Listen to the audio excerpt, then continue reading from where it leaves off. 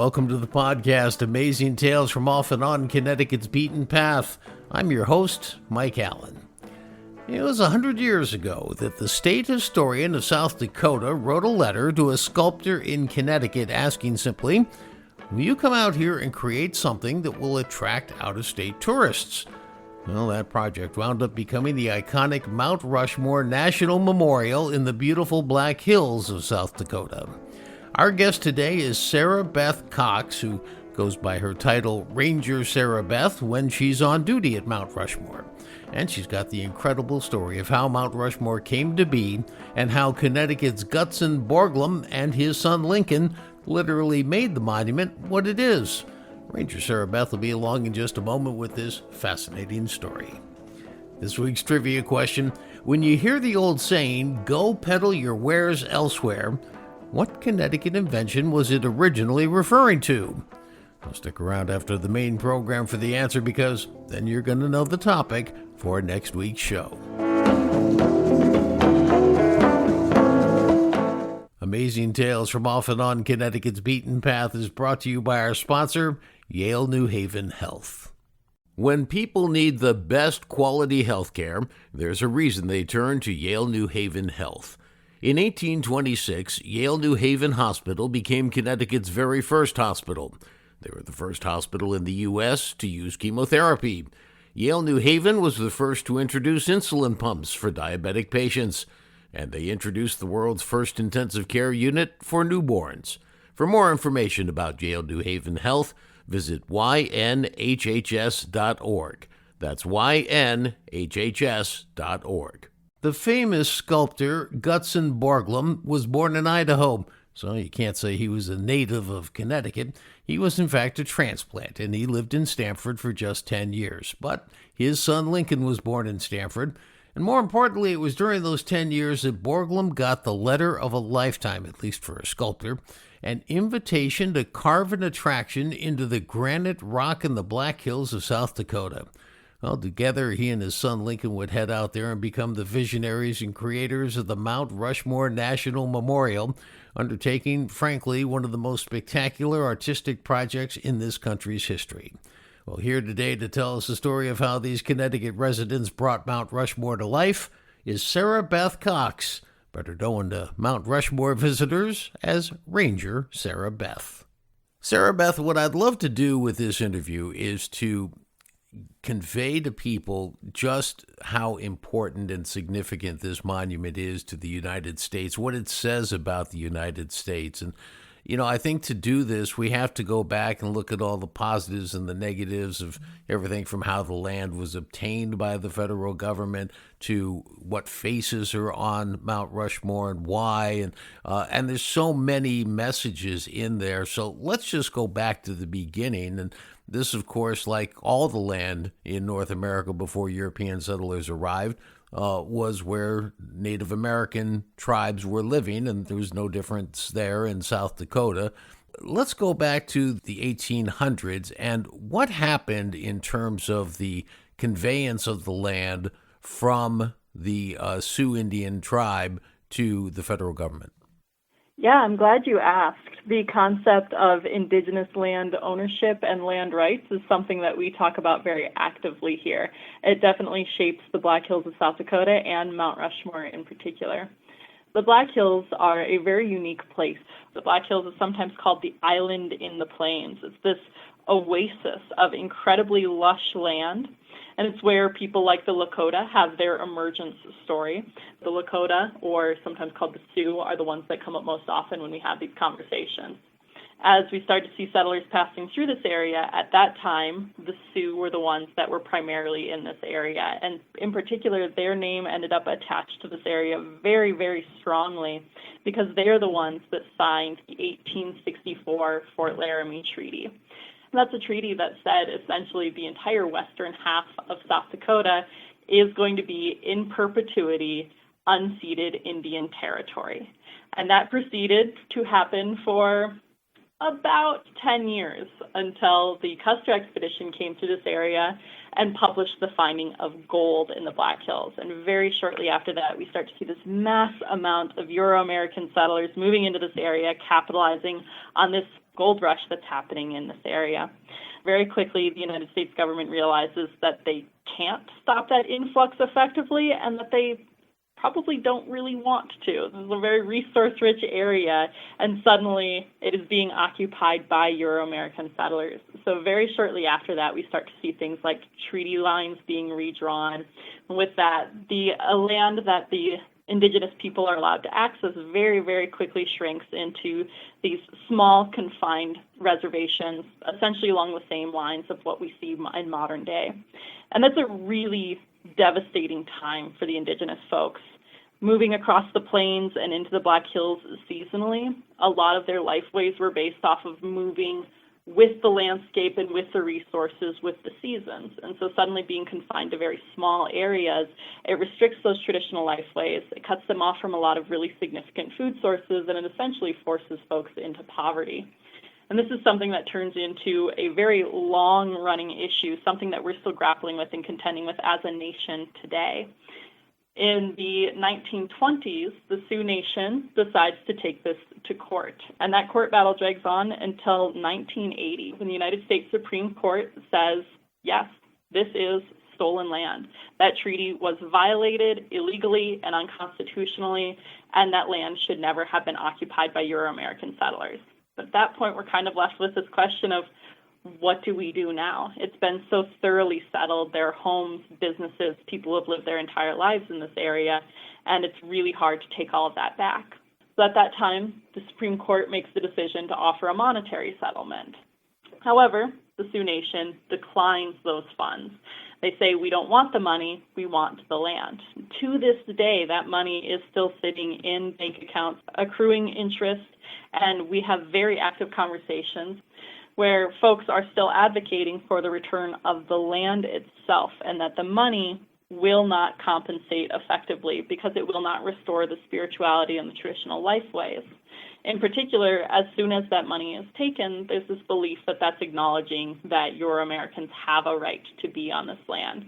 You mentioned before that the entire North America continent is traditionally indigenous land. Everywhere we go, we're stepping on land that was in some way formerly occupied by Native Americans, and today either is a reservation land or is fully ceded as American territory. But we don't think about that the way we think about it when we're in a place like Mount Rushmore, where it's right on the surface, where these are conversations that are actively being had every single day. So now that we've established this base, let's fast forward and talk about the actual development of Mount Rushmore as this monument to the United States and its sort of westward push.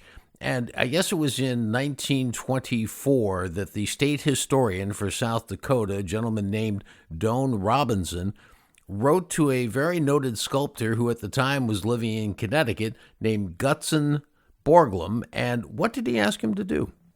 When Doane Robinson reached out to Gutzon Borglum, he first presented a pretty vague idea. It was carving a mountainside in the state of South Dakota as a tourist attraction. Doane Robinson already had a pretty good idea of what he wanted that to look like, what he wanted it to consist of, and where he wanted it located. But the initial communication to Borglum was essentially, I have this idea, are you interested? And immediately Borglum writes back, great idea you have, hold to it, and begins planning a visit to the Black Hills.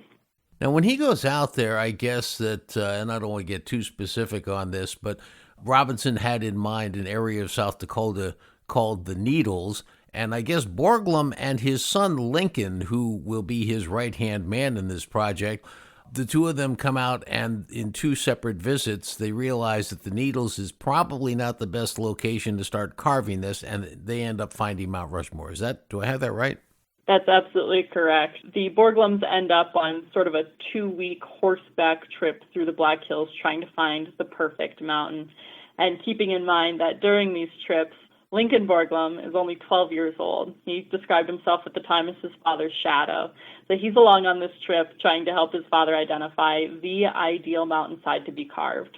The Needles are very tall, thin granite spires and were simply too weathered to be able to carve.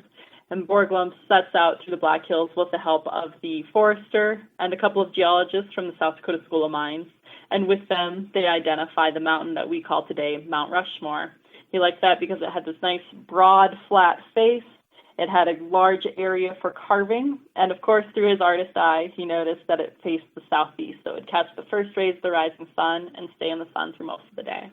That's a great observation, and of course, Borglum was not new to this whole concept of carving faces into rock. He was working on Stone Mountain in Georgia at the time, which it's a Confederate memorial. Jefferson Davis, Robert E. Lee, Stonewall Jackson, the three prominent faces that are carved into that mountain, and all sorts of talk during the time of the Ku Klux Klan being behind the financing of this and sort of the idea of this.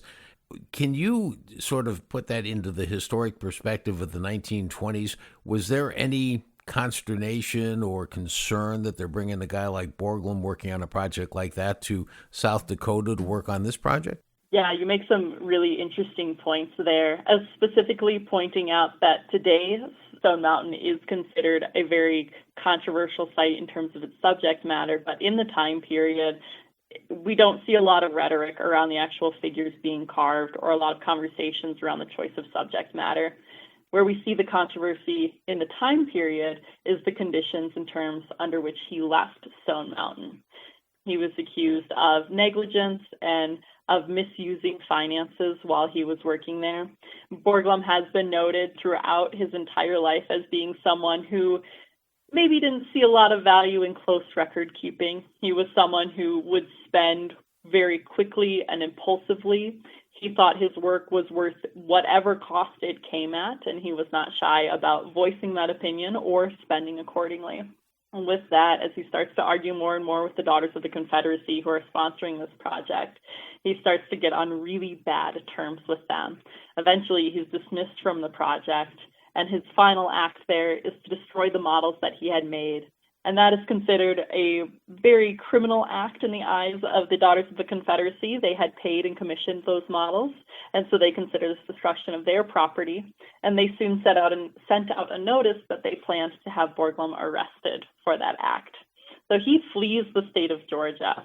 At that time, he's being dogged by a lot of criticism in the newspaper, but at the same time, he has his very vocal supporters in the newspaper. It turns into sort of this media battle.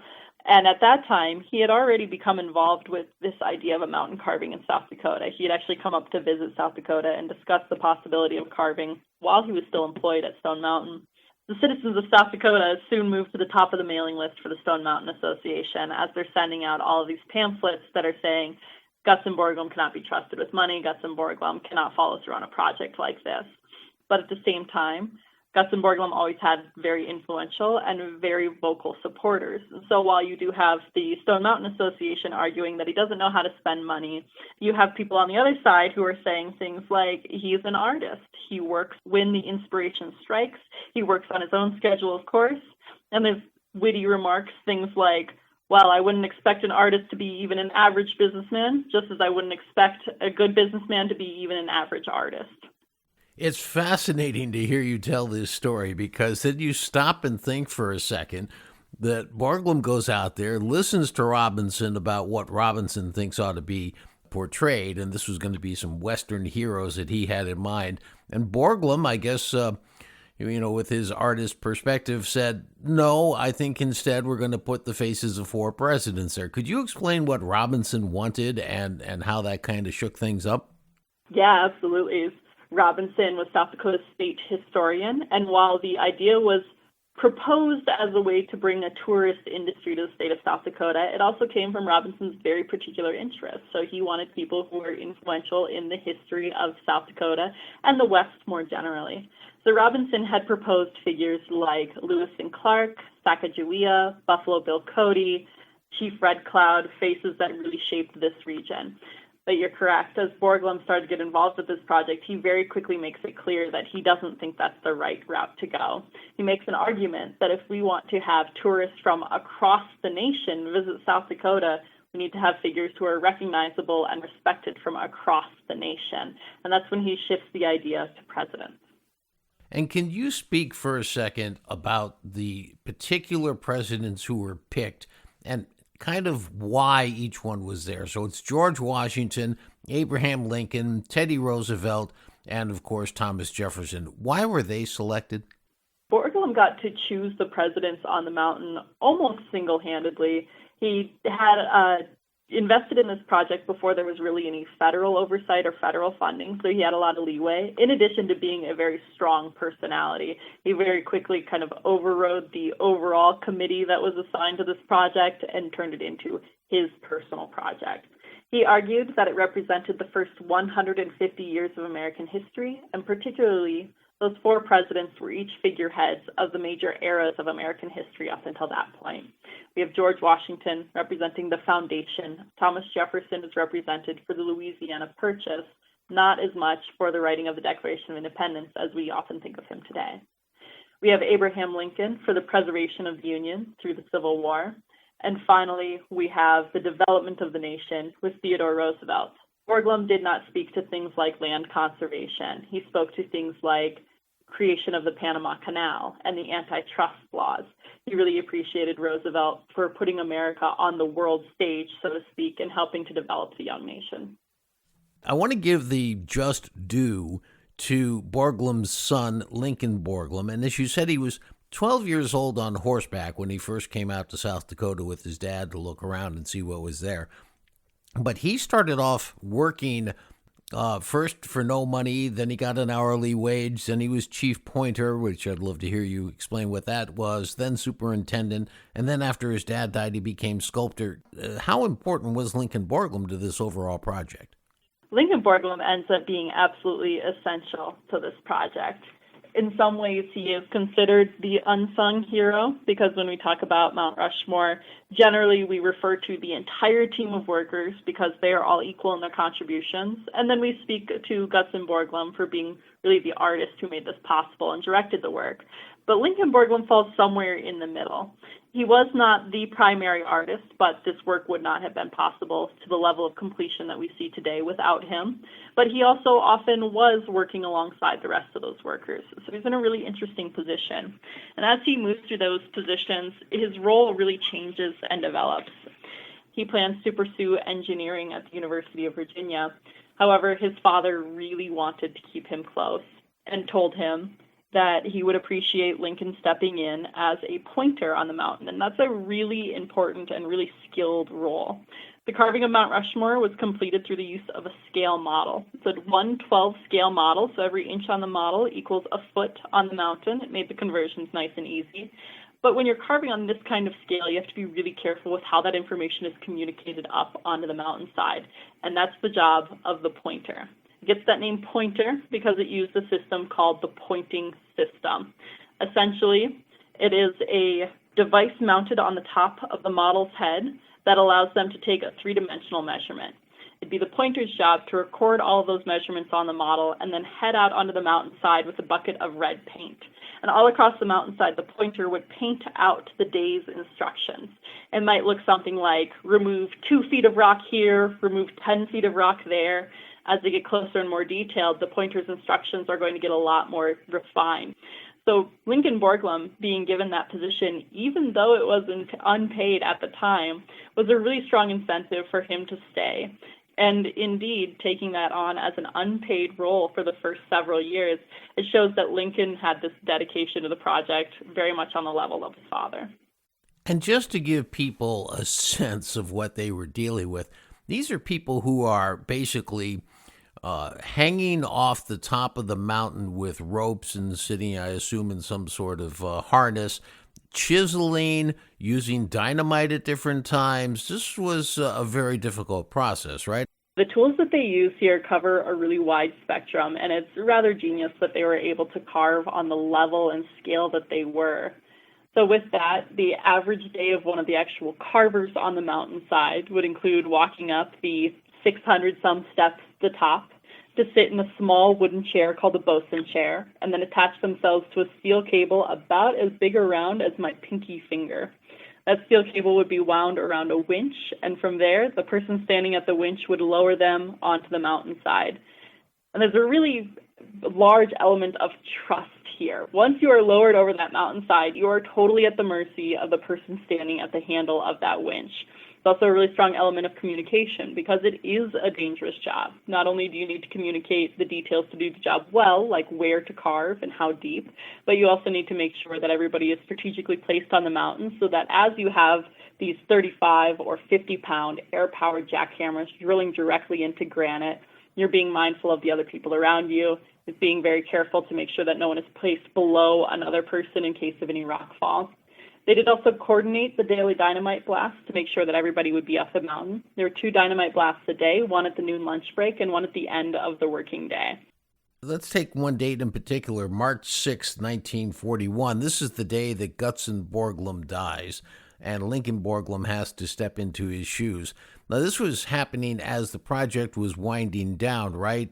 That's correct. From the very first drill bit into the mountain to the very last day of drilling, that's about 14 years. The last drill into the mountain happens on October 31st of 1941. So it's really just a few months from the time that Gutzon Borglum passed away to the final drilling on the mountainside. Lincoln Borglum very quickly steps into that role of sculptor for the project. And at that point, it is essentially refining the work that's already been done.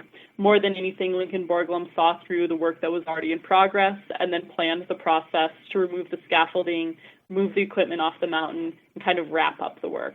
And if you would, tell us what you can about this infamous 70-foot tunnel that's behind Abe Lincoln's head. The Hall of Records. Not a secret at all. We've got documentaries, books, and entire films about it. It just happens to be out of view from the ground.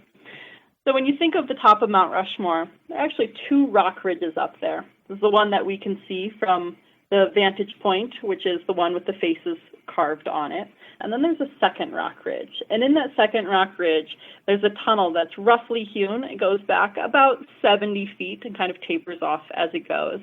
That was where the Borglums intended to do what they called the Hall of Records. Originally, Gutzon Borglum had intended an entire museum carved into the mountainside. He envisioned it hosting the founding documents of the United States, the Declaration of Independence, the United States Constitution. He imagined it being a history museum of the United States with great tall busts of influential Americans spread across the hall. One thing he did not account for was exactly how hard it is to drill straight back into solid granite, or how much time and money it would take. In addition, at that point that he undertook the project, it was federally funded, and the federal funding very specifically said it was for the sculpting of the faces of the presidents on Mount Rushmore. So as he took about $16,000 from the budget to start carving that Hall of Records, it was technically a bit of a misappropriation of federal funds, and he was told that it was not part of the budget and that he needed to stop that project. And for a long time, that sat as an empty, roughly hewn tunnel going straight back into that second rock ridge.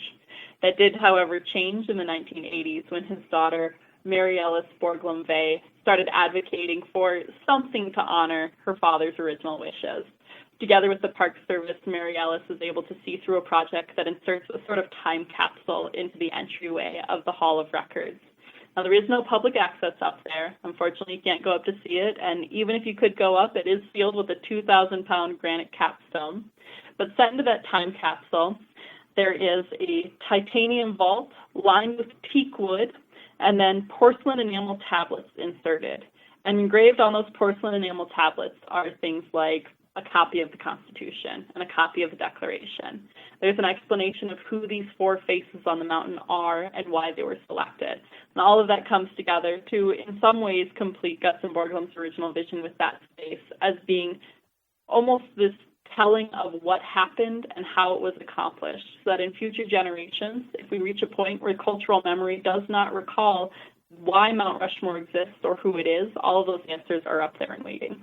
One other piece of interesting trivia, Alfred Hitchcock's movie thriller North by Northwest has a famous scene depicting a chase on the face of Mount Rushmore. Well, spoiler alert, that was filmed in a Hollywood studio, although part of the film was in fact shot on location, although it was in a building that has since been torn down.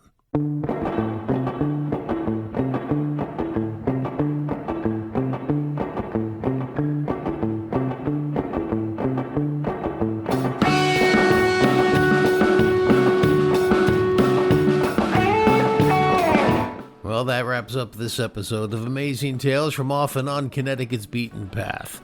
Lincoln Borglum went on to become the very first superintendent of the Mount Rushmore National Memorial Site. It's a post he held for 3 years, completing one of the most incredible father-son projects in U.S. history. I want to thank our guest for today's program, Sarah Beth Cox, a.k.a. Ranger Sarah Beth, when she's on duty at the Mount Rushmore National Memorial in South Dakota. The answer to this week's trivia question, the question was, when you hear the old saying, go peddle your wares elsewhere, what Connecticut invention was it originally referring to? Well, the answer is Yankee peddlers, the original traveling salesmen. Next week on Amazing Tales CT, we're going to take a look at how the infamous Yankee peddler movement actually came into being, creating the business model today that we call consumerism, despite the fact that some peddlers had a reputation at times that left something to be desired. Amazing Tales from Off and On Connecticut's Beaten Path is a production of True North Associates, LLC. This is Mike Allen. Be safe and please stay healthy.